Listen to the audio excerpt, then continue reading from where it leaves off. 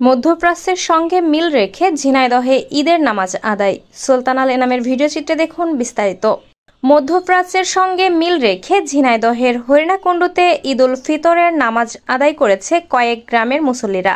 রোববার সকাল ৮টায় উপজেলার দুলদুলের চাতালে এ ঈদের জামাত অনুষ্ঠিত হয়। এতে ইমামতি করেন মাওলানা রেজাউল ইসলাম। মুসল্লিরা জানায়, মধ্যপ্রাচ্যের সঙ্গে মিল রেখে তারা ২৪ বছর ধরে ঈদ জামাতের আয়োজন করে আসছেন।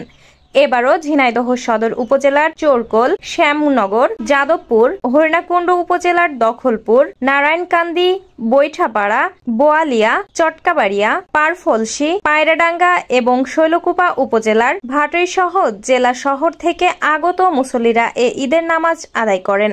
নামাজ শেষে দেশের শান্তি, সমৃদ্ধি ও মুসলিম উম্মার কল্যাণ কামনা করে বিশেষ মোনাজাত করা হয়। Shammi Akter, BJTV news, Jhenaidah.